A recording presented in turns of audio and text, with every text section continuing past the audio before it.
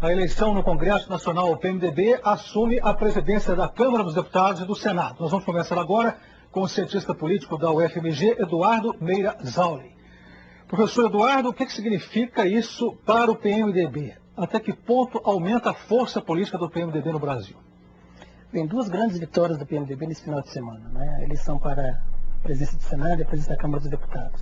Sem dúvida nenhuma, o PMDB ele se qualifica como um protagonista da maior importância do cenário político brasileiro dos próximos anos. Saiu extremamente fortalecido, saiu extremamente robustecido o PMDB dessa disputa. Até que ponto essa decisão do Congresso desestabilizou o jogo de forças no país? Bem, é uma decisão que concentra poderes, né, no âmbito de um partido político, o PMDB.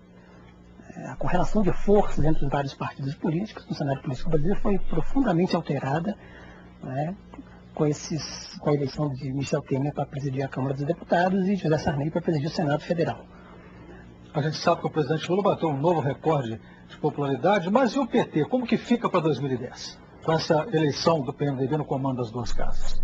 Bem, o PT sofreu uma derrota importante, né, com a eleição de José Sarney para presidir o Senado Federal. A derrota do candidato Tião Viana, candidato petista à presidência do Senado, que não atraiu o apoio do presidente Lula, né? É uma derrota que tem que ser assimilada pelo Partido dos Trabalhadores. Será assimilada sem dúvida nenhuma, mas de qualquer maneira o partido saiu chamuscado, digamos, dessa disputa pela presidência do Senado Federal. Com isso, a candidata do presidente Lula para a presidência em 2010, Dilma Rousseff, será uma candidata competitiva? Bem, todos nós sabemos que o presidente do Senado, José Sarney, nutre simpatias por uma candidatura presidencial da ministra Dilma Rousseff. E ele vem dando declarações nesse sentido, mas junto à imprensa. Por outro lado, a eleição de Michel Temer para presidir a Câmara dos Deputados pode ser considerado como um ponto favorável, né, à candidatura presidencial de José Serra à presidência da República. E o governador de Minas, Aécio Neves, como que fica então? Eventualmente, ainda que o governador resista a essa proposta, a ida do governador Aécio Neves para o PMDB, né, na medida que o partido se dispõe a bancar uma candidatura própria ao Palácio do Planalto em 2010, pode servir para embaralhar ainda mais, né, o cenário político brasileiro. Na medida que o PMDB sai dessa disputa robustecido, fortalecido, como eu disse, aumentam as chances, do meu ponto de vista, para que Aécio Neves contemple com mais boa vontade, digamos, a possibilidade de caminhar em direção ao PMDB, na medida em que dificilmente ele será o candidato do PSDB às próximas eleições presidenciais. Essa definição no Congresso Nacional certamente terá reflexos em 2010, mas eu pergunto para Minas Gerais especificamente, o Palácio da Liberdade. Fortalece a candidatura Hélio Costa para o Palácio da Liberdade até que ponto? Certamente o fortalecimento do PMDB ao nível nacional irá repercutir no fortalecimento do PMDB também no nível, ou nos vários níveis regionais, no âmbito dos vários estados. E não seria de se estranhar que uma candidatura PMDBista ao Palácio da Liberdade, na figura, por exemplo, de Hélio Costa, né, viesse a se fortalecer dessa vitória de Michel Temer e José Sarney no Senado e na Câmara dos Deputados. Tanto Michel Temer quanto o senador Sarney disseram que uma das prioridades será a reforma política, a aprovação da reforma política esse ano. Nesse sentido, o senhor acredita que o PMDB, pelo que a gente sabe da história ao longo da existência do partido, o PMDB deixará fazer a reforma política ideal? Em primeiro lugar, restam muitas dúvidas com relação à amplitude da reforma política, né, pretendida pelos nossos parlamentares, pelas nossas elites políticas. Há muitos anos discute-se a necessidade de uma reforma política no Brasil, mas entra governo, sai governo, ao longo de várias legislaturas nós não temos sido capazes, né, de equacionar, de superar esse ponto da nossa agenda política. Acho muito pouco provável, mesmo com a vitória de Sarney e de Michel Temer, agora para presidir as duas casas do Legislativo Federal, acho muito pouco provável que nós sejamos capazes de dar encaminhamento a uma ampla, compreensiva reforma política no Brasil. Os analistas políticos vinham dizendo até aqui que as eleições de 2010 serão polarizadas entre PT e PSDB. Com esse resultado do Congresso, pode-se fazer essa afirmação com absoluta certeza dessa polarização? Acho que essa tese da polarização ela tem que ser, no mínimo, nesse momento, relativizada. O PMDB está credenciado né, a disputar um papel de protagonista no cenário político brasileiro nos próximos anos. Afinal de contas, a presidência da Câmara e do Senado são cargos estratégicos. O presidente da Câmara e o presidente do Senado, eles controlam a agenda no âmbito de suas casas legislativas. Depende muito, né, da presidência da Câmara e do Senado a possibilidade do Executivo Federal cumprir sua agenda, né, de governo, de maneira que pode se esperar nos próximos anos, para os próximos anos, um crescente protagonismo político por parte do PMDB. Professor, as oposições vêm discutindo desde o ano passado uma forma de vencer o presidente Lula em 2010. PSDB, Democratas, PPS. E agora? Como definir o papel dessas oposições a partir do resultado das eleições no Congresso? Um aspecto fundamental relativamente às chances de, por exemplo, um candidato como José Serra chegar à presidência da República tem a ver com a sua capacidade de atrair, né, um partido como o PMDB para suas hostes. Né? O PMDB será, né, mais que nunca, né, o fiel da balança, né, entre PT e PSDB nas próximas eleições presidenciais. E não é à toa que tanto o PSDB quanto o PT estarão empenhados em atrair as principais lideranças do PMDB para dispor do apoio desse partido nas próximas eleições. Isso se o PMDB, evidentemente, não optar por bancar uma candidatura presidencial própria. A Câmara dos Deputados elege Michel Temer pela terceira vez. O Senado elege o senador Sarney também pela terceira vez presidente. O que o Congresso quis dizer com isso? Quis votar na experiência? Por que eles foram eleitos? Nomes já conhecidos. Tanto José Sarney quanto Michel Temer são parlamentares com um bom trânsito junto aos seus pares na Câmara e no Senado Federal. Não podemos nos esquecer que por trás da candidatura de José Sarney nós tivemos um grande articulador político, que é o senador Renan Calheiros. Não é?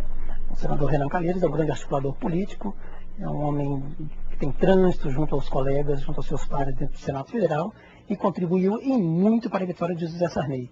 Certamente os vários acordos, as várias barganhas nas quais se empenharam José Sarney e Michel Temer perante os seus pares na Câmara e no Senado Federal pesaram e muito para que suas candidaturas saíssem vitoriosas dessa disputa na Câmara e no Senado.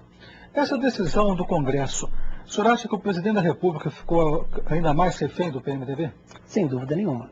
Mais do que nunca o presidente Lula terá que governar levando em consideração o PMDB, levando em consideração os pleitos, as demandas do PMDB, levando em consideração o anseio do PMDB de participar cada vez mais ativamente do governo federal, sob a forma de ocupação de cargos estratégicos na máquina pública do âmbito federal. A imprensa divulgou que, no caso do senador Sarney, não teria problema, ele apoiaria tranquilamente a candidata do presidente Lula, Dilma Rousseff, mas na Câmara não, como o senhor mesmo disse. Temer tende a apoiar o candidato Serra, do PSDB de São Paulo. O que pode acontecer em 2010? Você acha que o PMDB sai do barco junto do PT? Eu não me surpreenderia se nós tivéssemos em 2010 uma aliança do PMDB com o PT, mas também não me surpreenderia se a aliança juntasse PSDB e PMDB nas próximas eleições presidenciais. Em boa medida, esse tipo de decisão, para onde vai pender o PMDB, em favor do PSDB ou em favor de uma aliança com o PT, irá depender muito da forma como o presidente Lula e a candidata Dilma Rousseff darão encaminhamento aos problemas decorrentes da crise financeira que se abate sobre o Brasil hoje. Dependendo de como é que essas questões serão encaminhadas, dependendo da profundidade da crise, dos seus efeitos junto ao eleitorado brasileiro, junto à economia brasileira, nós poderíamos ter um PMDB aliado ou ao PT, ou caminhando junto ao candidato José Serra, do PSDB. Professor, muito obrigado pela participação do senhor aqui no Mundo Político. Eu que agradeço. Conversamos com o cientista político Eduardo Meira Zauli, professor da Universidade Federal de Minas Gerais, Departamento de Ciência Política. E o Mundo Político volta em instantes.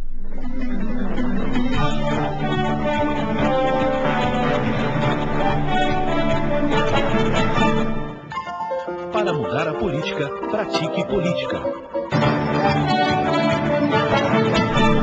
Os efeitos da crise mundial no comércio em Minas Gerais. Eu converso agora com a economista Silvânia Araújo, que é a coordenadora do Departamento de Economia da Federação do Comércio de Minas Gerais. Qual a dimensão dessa crise para o comércio em Minas? Olha, sem dúvida, essa crise, dada a dimensão dela, dado que ocorreu no hipercentro, não é, da economia capitalista, Estados Unidos como origem, ela realmente é sentida no comércio. O comércio é uma atividade, por si só, aquela que está na ponta da cadeia produtiva. Então, aquela que tem contato tanto com a indústria quanto com o consumidor. Então, portanto, o comércio sente o seu abalo, não só por si só, pela própria atividade em si, mas também pelos efeitos da crise na percepção, tanto do industrial, pelo setor industrial, quanto também pelos efeitos na percepção do consumidor. Então, portanto, o comércio ele foi impactado no primeiro momento, principalmente pelo empossamento de liquidez para o sistema bancário, haja visto que isso afetou diretamente aqueles segmentos que são mais sensíveis ao crédito, ou seja, são mais dependentes do crédito para realizar os seus negócios. E como que os empresários estão fazendo se os bancos estão segurando esse crédito? Olha, na verdade, nesse agora a gente tem percebido, depois dessas ações do governo, em termos de estímulos via as instituições financeiras públicas e também alguma flexibilização da própria política monetária através da redução das taxas compulsórias, todos esses efeitos foram, na verdade, não deixa de ser um problema, ele existe, mas, entretanto, aquele efeito, aquele empossamento que ocorreu, ele acabou assim, ele está sendo mitigado por uma ação dos próprios bancos. Então, hoje, as pessoas, nesse início do ano, já estão tendo um pouco mais acesso aos financiamentos, principalmente no que se refere ao comércio de veículos, por exemplo, para citar um desses exemplos, e também no caso de aquisição de casa própria. Quais são as grandes preocupações dos empresários nesse momento? Olha, as preocupações dos empresários residem muito na questão tributária. Esta é ainda uma preocupação muito grande para o empresário. Mas, sem dúvida alguma, questões como o futuro comportamento do mercado de trabalho, porque o comércio ele é extremamente vulnerável à percepção das pessoas em relação ao seu emprego no futuro. Então, portanto, essa é uma preocupação. E um detalhe também, a inadimplência, porque tradicionalmente no primeiro trimestre do ano nós temos um período de pico de inadimplência. Então, portanto, essa é uma preocupação. Mas o crédito, os juros, também a burocracia em excesso na hora da obtenção do crédito, são preocupações que são recorrentes na agenda empresarial e que se agravam nesse cenário de maior desafio gerado pela essa crise econômica. Há um cenário de desemprego à vista no comércio? Olha, na verdade, o comércio é um grande gerador de empregos. E o comércio, ele alia muito essa geração com os seus planos de investimentos, como qualquer setor. Nós fizemos recentemente uma pesquisa sobre planos de investimentos para esse ano e as tradicionais expansões de redes, a abertura de filiais, ela está presente em planos de investimentos. Mas, entretanto, nós identificamos que dos entrevistados, dos 150 empresários entrevistados, praticamente 50% responderam que não tem planos de investimento. Então, portanto, e outros 45% responderam que sim. Então, tomando como referência esses 45%, até que é um bom número a considerar esse cenário de incerteza. Mas, entretanto, a própria geração de emprego, ela está muito correlacionada também com a preocupação hoje do comércio em oferecer um serviço de qualidade ao seu cliente. Acreditamos, portanto, que a manutenção, a possibilidade de desemprego existe a partir do momento que há uma previsão de um desaquecimento da demanda doméstica. Mas, entretanto, a preocupação em oferecer um serviço de qualidade pode fazer com que esse número seja até menor do que espera-se. Com essa crise, as datas comemorativas que facilitam as vendas, Dia das Mães, essas datas comemorativas desse primeiro semestre, elas serão afetadas? Olha, nós temos uma previsão de que as datas comemorativas, as principais agora, porque a previsão é de que o primeiro semestre seja um primeiro semestre de maior desaceleração, então nós temos duas datas que são muito fortes, que é a Páscoa e o Dia das Mães, que é a segunda melhor data comemorativa para o varejo.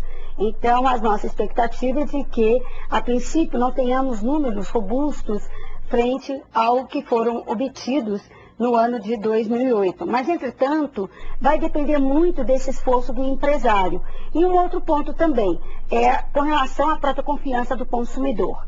Então, o empresário do comércio, ele tem que acompanhar passo a passo a percepção do consumidor, principalmente em relação ao mercado de trabalho. E criar, logicamente, um ambiente de compras, porque hoje nós sabemos que temos um consumidor muito mais cauteloso, pesquisador, seletivo, atento às oportunidades de negócio. O presidente Lula recomendou que todos comprassem para gerar economia. A senhora acha que o consumidor está comprando conforme recomendado pelo presidente Lula? Olha, na verdade nós observamos que o mês de dezembro, o Natal, pouco a pouco foi contaminando as pessoas. As datas comemorativas são muito fortes. Então, naquele momento, a crise que acentuou-se no mês de setembro, ela pegou exatamente o comércio no seu melhor período de vendas. Tivemos o ápice da crise no mês de novembro e, paulatinamente, com a proximidade do Natal e a injeção de recursos com o 13º, vimos que o fluxo de pessoas nas lojas, a comemoração do Natal em si ocorreu. Não com números, não com euforia, não com números tão favoráveis como no passado, mas sim representando também um desafio para o empresário, que teve que trabalhar com margens menores, que teve que criar um ambiente para que o consumidor realmente comemorasse o seu Natal, porque ele estava muito mais cauteloso. Portanto, a resposta que nós temos é que, de um modo geral, houve, diante de um cenário tão incerto como foi o que nós vivenciamos esse Natal de 2008, a gente pode dizer que as pessoas, de um modo geral, compraram, mas compraram muito estimuladas pelo próprio esforço do empresário em sacrificar margens, em tentar criar realmente oportunidades de compras e não prejudicar ali a data que é o seu melhor momento de vendas. A senhora falou que uma das preocupações dos empresários é com relação à inadimplência. Eu também pergunto sobre o cartão de crédito. Essa inadimplência aumentou, já está notando? Por exemplo, cheque sem fundos? Olha, na verdade a gente tem verificado e isso tem sido uma preocupação muito grande. Na última sondagem do comércio lojista, realizada pela FEComércio, nós identificamos que a participação do cheque sem fundo na receita foi, no volume de negócio, né, pode-se dizer, foi expressiva. Ela atingiu cerca de 20% segundo os lojistas entrevistados. Esse foi o maior número obtido. Essa taxa, normalmente, ela gira em torno de 4%, 5%, com picos em torno de 8%. Então, portanto, esta é, sim, uma preocupação.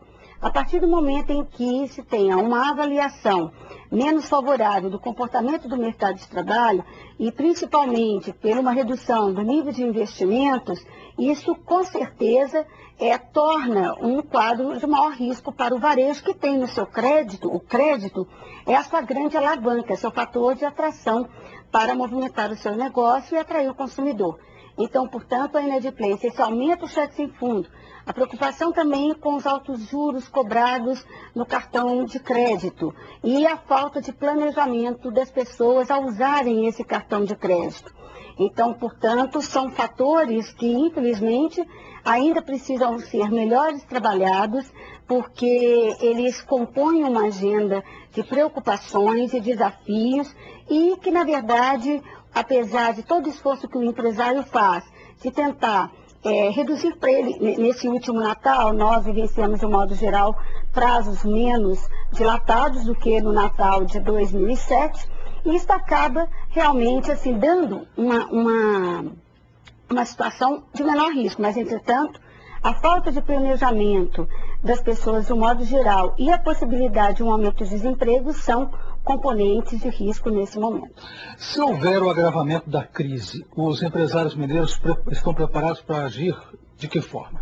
Olha, na verdade, o agravamento da crise, hoje nós temos um cenário em que muito mais se preocupa com a recessão do que antigamente com a inflação. Então, quer dizer, o empresário, principalmente o micro e o pequeno empresário, ele terá que se fortalecer muito.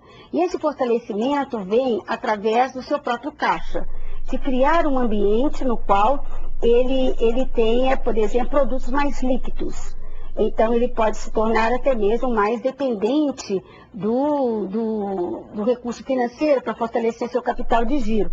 Mas, entretanto, nós temos aí no comércio alguns segmentos que têm a sua característica natural de serem mais essenciais. Então, quer dizer, o comércio tem características diferentes, de portas diferentes. Então, o empresário, ele precisa, antes de mais nada, contar com o apoio do governo, em termos de desoneração das taxas de juros e principalmente no que se refere à tributação.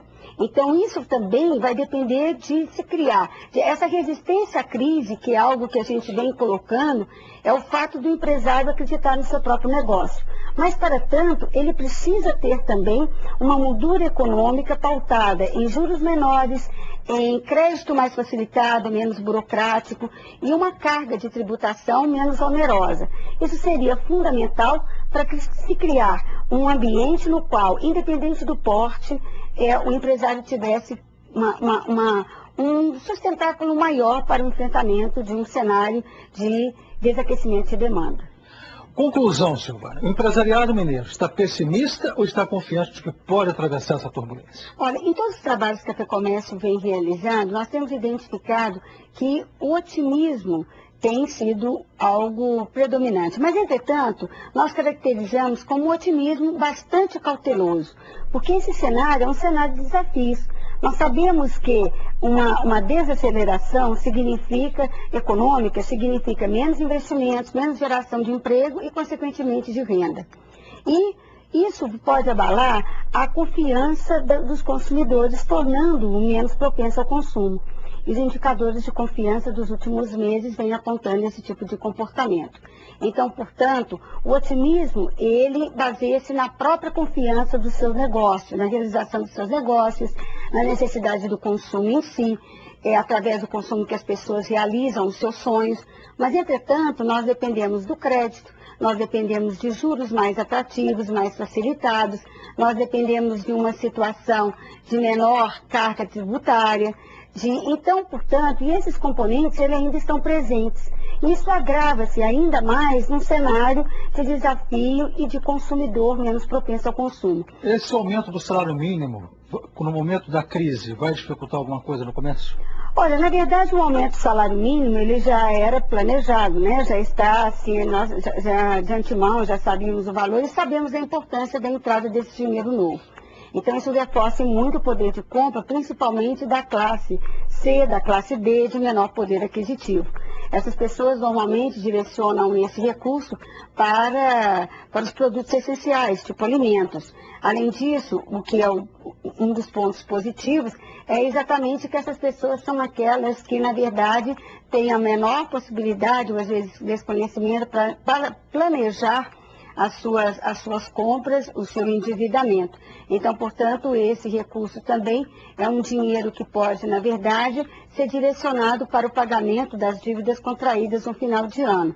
Silvânia, muito obrigado por sua participação aqui no Mundo Político. Eu agradeço a você, Carlos Menezes, em nome da FEComércio Minas. Conversamos com a economista Silvânia Araújo, da Federação do Comércio de Minas Gerais, que é a coordenadora do Departamento de Economia da FEComércio. O Mundo Político volta nesta quarta-feira, às 10h30 da noite. Até lá.